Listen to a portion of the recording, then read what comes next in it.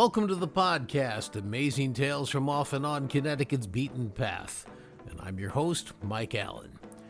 Well, it's not only the oldest newspaper in Connecticut, it's the oldest newspaper in the entire country, and that is the Hartford Courant. Christopher Keating's our guest today. He's the Capital Bureau Chief for the Courant, a paper where he's worked for more than 30 years, and he's seen a lot of changes in the business. One thing, though, that has not changed, it has never stopped publishing, making it the oldest continuously published newspaper in the entire United States. And Chris is going to be along in just a minute with his reflections on just what that means to the state, as well as to the employees who keep it going. This week's trivia question: which single Connecticut high school produced multiple major league pitchers in the early 1960s? Stick around after the main program for the answer to that question, because then you're going to know the topic for next week's show. Amazing Tales from Off and On Connecticut's Beaten Path is brought to you by our sponsor, Yale New Haven Health. Yale New Haven Hospital was the very first hospital in Connecticut. They opened their doors 200 years ago and later introduced the entire country to the use of penicillin and chemotherapy. Today, some of the brightest minds in medicine choose to work there, and it's the primary teaching hospital for the prestigious Yale School of Medicine. For more information, log on to ynhhs.org. That's ynhhs.org. Well, as many regular listeners know, I'm a former journalist, and I was mainly in the radio end of the business, but back in the day, I did pen a few articles for some newspapers, including a couple that I had published in the New York Times. Now, being a reporter is difficult. It's time-sensitive, demanding, and there's a never-ending battle to get the story right and cover both sides of the story. And that doesn't matter whether you're in radio, TV, newspaper, whatever. But that's just the reporting side of the business. When you work for a newspaper, it is complicated to get that product out to the readers. Not only do you have to write all the stories and take all the pictures, but there are the headlines to write, the advertisements to insert. You got to get final approval from the editors in order to send it out to the printers. Then you got to run thousands of copies, package the product, deliver it to the newsstands, retail outlets, or even to subscribers' driveways and mailboxes. Which makes it all the more remarkable that the organization that's been doing this longer than any other in the U.S.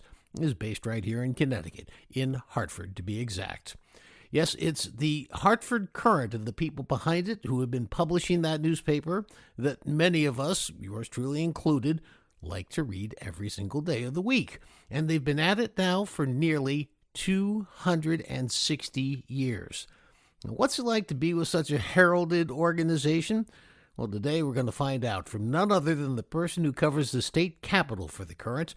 In fact, he's the Capital Bureau Chief, Chris Keating. It's a role he's had since 1993. Chris is what you call a newsman's newsman. He's a true veteran. He's covered such epic stories as the Bush-Gorbachev summit, the 2016 Republican convention where Donald Trump was first nominated to run for president, all the way up to the most recent pronouncements from Connecticut Governor Ned Lamont. He reckons he hasn't missed covering a local, state, or national election since all the way back in 1984. Now, Chris has also seen a ton of changes in the newspaper business itself in the 3+ decades he's been with the Courant, and we recently got a chance to sit down and talk about all of this. Chris, I want to start off talking about the name, the Hartford Courant. Now, in full disclosure, I went my entire journalism career obviously knowing about the Hartford Courant. We read it every day in our newsroom. However, I couldn't ever say that I knew what the word current meant. And I'm just wondering, when you talk to outside groups or doing podcasts like this, is there a 25 words or less way of defining what that means?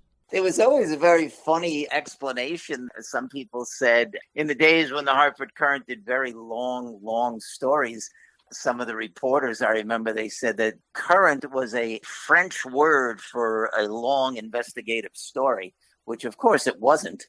People still spell it wrong. They get it wrong. I get emails, people would say, why didn't you respond to my email? And the answer was they spelled Hartford Current wrong, Current.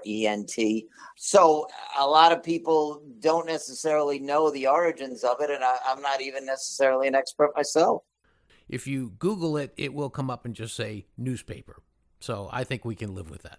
It's an incredibly well-known brand in Connecticut and beyond. People have heard of the Hartford Courant. To my knowledge, the California Current, the Florida Current, you don't hear that very much. The Los Angeles Times, the word Times, and other different words, even the word news, the New York Daily News. But the word current is not really used across the country, from what I know. The legacy of the Courant, we're going to get into that in great detail in just a second. But to get this out of the way up front, as old as the Hartford Courant is, and it is the oldest in the state and in the country, it was not the first. And there's an interesting connection between the first and the actual Courant. But the first one belongs to the city of New Haven, the Connecticut Gazette. It was started by a guy named Ben Franklin, and he fired the head of the print shop so he could insert his own nephew into the print shop. And that guy who got fired, Thomas Green, in 1764, was 29 years old, which in those days was pretty old. I mean, people got their life underway when they were teenagers. Well, he's 29. He comes up to Hartford and starts the Hartford Courant. Hartford only had 4,000 people in those days and went to Main Street, started the newspaper. It's been continuously published since October 29th, 1764.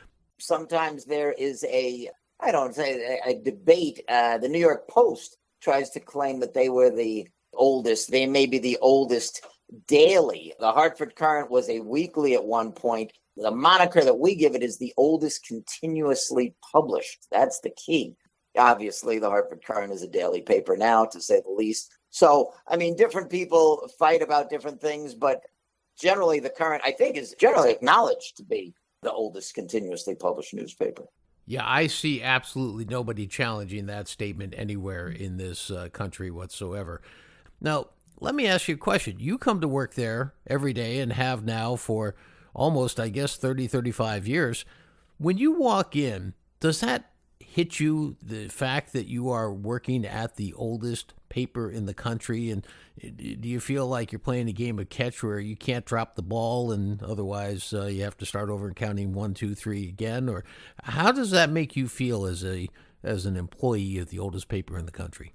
People do want to keep it going. I can tell you that they've gone to great lengths in snowstorms and things like that. People would talk internally at the paper to, don't break the streak. Don't have a day, whether it's a snowstorm or whatever. And we've had some horrendous snowstorms, as you know. The streak has not been broken. You mentioned Thomas Green. Everybody who works at the paper knows that as you come in the front door and you turn to the right, it's called the Thomas Green Room, which is a major gathering spot for the Hartford Courant. When you come in 285 Broad Street and you turn right, that's where the Thomas Green Room is. As I mentioned, the newsroom has been closed down, but I worked in the building and joined the paper in November of 1990. So you're correct, close to 33 years. But Thomas Green is a famous, famous name. And B, people do want to keep the streak going. That's for sure. Now, please explain when you say the newsroom is shut down. Paint a picture for people what that means, because I think a lot of people are probably envisioning still people, sort of hunched over now computer screens as opposed to a typewriter, getting the daily out. What's it like? It's different. A lot of the reporters work at home now. A lot of editors work at home. So the Hartford Courant newsroom closed basically right around Christmas of 2020. When the pandemic hit, as you know, people weren't supposed to be in close proximity to each other. So when the pandemic hit, a lot of people started working at home around that time. There were some people who still came in and put the paper out of the regular newsroom, and they were still there. But basically, fast forward to, I'd say, Christmas of 2020, the new owners made a decision and said, we're closing down the newsroom. So the average reporter works out of home. I personally can still work at the state capitol. which is better for me because you have faster access to the governor, faster access to the legislature when it is in session. So there's a press room at the state capitol, and anybody who works there can still do that. Plus, I can work at home on the days when I need to. The accolades for the Current are so numerous. I want to pick two out, and I hope I've done my research well enough, and there may be more than two, but I'm talking about the Pulitzer Prizes from the 1990s. So there was one in 1992 about the Hubble Space Telescope and the work done on that and the mistakes that were made on that project. And then in 1999, a Pulitzer was won for a 1998 murder-suicide at the Connecticut lottery offices. You were employed at the paper in those times. What's it like to be working for a newspaper when they win a Pulitzer? It was a very big deal. I remember the first one in 1992, the Hubble telescope. I personally did not participate or write about that, but I knew the people who did. I knew Eric Lipton, who is now at the New York Times, and a guy named Bob Capers, who he did it with. The interesting thing was that, no, I was not the reporter on it, but you felt like you were a part of it. You felt like, hey, the Hartford Courant won a Pulitzer, and it was a great feeling. And you felt like you were in the big time to win it. They sent around champagne to everyone, et cetera, et cetera, et cetera. Both people in the main downtown newsroom as well as in the bureaus. There were a lot of bureaus in those days. And by that, I mean a Middletown bureau, Manchester bureau, Enfield bureau. So there would be relatively large bureaus with 12 or 14 reporters in them, which is a system we don't really have anymore. But I think there was a collective group satisfaction, and that was the first time that the Courant had won a Pulitzer. So it was a very big deal. When you talk about how the business of putting out a newspaper has changed, now it's all electronic. The newspaper industry has gone through the transformation that's beyond belief. Ironically, I guess to some degree, it was electronics that put a huge dent in the newspaper industry when the classified ads started going online and going away from the papers themselves. The Courant seems to have made a very good transition, though, over to digital, and it seems to be doing quite well. My question to you is, as a reporter putting out this news, do you notice the difference? Is there a big change? Do you sometimes rue the fact that, oh boy, it's electronic now? I love the old days when we, used to do it more in print. It does affect how you write stories. In other words, we put stories up faster, for lack of a better term. So in other words, if Lamont names a new transportation commissioner, or a new agriculture commissioner, or new anything, and that happens at 10 in the morning, we would have a story up online by like 12 noon or before, and that would never have happened in the old days. So in the old days, meaning that you really had to wait until the paper came out the next day for your news. So it has affected and changed how reporters work. We're more like wire service reporters who put out the news quickly. But then we have what's called a write-through, and we basically write a much longer version for the next day's newspaper. So you do put articles up faster, what we might call breaking news, which is also, frankly, like a first version, really, of what you're writing. And then generally, by the end of the day, there's a much longer version to flesh it out, and a longer version that would run in the paper. So it has definitely affected how reporters work. And like I said, in the old days, you kind of had all day to get everything that you needed all day. By that, I mean, until your deadline at the end of the day, say you came in at, 10 in the morning or something, and by 6 o'clock, you had the entire story. And in that story was the Republican view and the Democratic view and everybody's view and all that kind of stuff.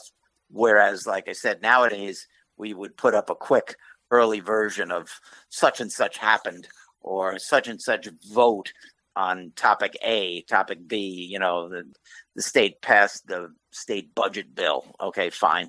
And then much, much later, we would have a more fleshed out version with all the details. One of the other traits or characteristics of the Hartford Courant that I think is just fascinating is because you don't limit yourself to quote unquote just Hartford area news. You cover all of the national, international news that matters, which means that for the 260 years that the Hartford Courant has been continuously published, that newspaper has not missed one significant story of the last 260 years. Yeah, it's basically true. We do cover basically all the issues. We have, sometimes they call it the nation and world pages, kind of the lingo that we give it, nation and world. Anything of major importance would get into the Hartford Courant. Would every single thing be on the front page? No. But frankly, would any major national events be on the front page? The answer would be yes. But a, quote, smaller event and the national kaleidoscope would still end up in the paper. Yes. And international too. I'm not saying we cover every single event internationally, which is frankly impossible, but we hit the major ones. Yes, absolutely. And at 260 years, that makes the Hartford Courant one of not only the oldest newspaper, but one of the oldest businesses in the country. Yes, an incredibly old business, an incredibly amazing brand, as I said, particularly in Connecticut. The Hartford Courant is just incredibly well known. Again, if you're sitting in Florida or Georgia, and if you ask somebody, have you heard of the Hartford Courant? The answer might be, I'm not so sure. But as far as in the Northeast, yes, traditionally, the Hartford Courant always viewed themselves as the second biggest newspaper in all of New England after the Boston Globe. We never really proclaimed to be bigger than the Boston Globe, which at one time had I believe, Sunday circulation of about 800,000. So the Boston Globe has been a giant in the journalism world for a long time with, tremendous sports coverage and just very good political coverage too, obviously. Yeah, the Courant was generally traditionally seen as the second biggest in all of New England. And then saving what I think is the best statistic for last, the Hartford Courant is actually older than the United States of America. Yes, that is true. That is true. 1776 and 1764. No, that is true, which is rather amazing if you think about that for a second. But yeah, no, the paper has been there through floods and wars and hurricanes and tornadoes and World War I, World War II, Civil War. The Hartford Courant has been around for the biggest events in the world, the moon landing in 1969, etc. So, as you mentioned, the paper has really covered every major event in the arc of history, which is rather long, and every United States president, etc., etc., etc. It was around for the Cold War, all the way up to today with Ukraine. And going forward, the paper will still be coming out going forward, and people still get it delivered to their driveway. And I can tell you that the fact that based on all the things that can go wrong, I'm a believer in human error, all the things that can go wrong, et cetera, the fact that the Hartford Courant gets delivered to your driveway every morning, 7 days a week, is a miracle. If you think about it. And basically, that is how it works, but it still keeps coming out, and we keep doing it.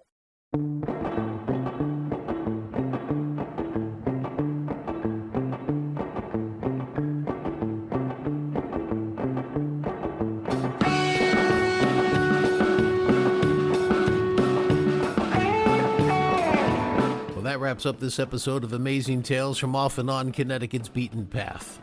It's somehow comforting to know that in these days where so many people get all their news online on their mobile devices, that you can still get a newspaper delivered to your driveway or mailbox. And just like the difference between a real book or a Kindle, you can have that good old experience of actually reading the newspaper and feeling it in your fingers. I want to thank our guest for today's program, the State Capitol Bureau Chief to the Hartford Courant, Chris Keating. The answer to this week's trivia question, well, the question was, which single Connecticut high school produced multiple major league pitchers in the early 1960s? Well, the answer was the Housatonic Valley Regional High School in Falls Village in the northwest corner of the state. And next week on Amazing Tale CT, several pitchers signed from that school with the Pittsburgh Pirates, including the great Steve Blass, one of only 15 players to ever pitch a full 9 innings in the 7th game of a World Series. And yes, Steve Blass will be my special guest next week on Amazing Tale CT. You're not going to want to miss it. Amazing Tales from Off and On Connecticut's Beaten Path is a production of True North Associates, LLC. This is Mike Allen. Be safe, and please stay healthy.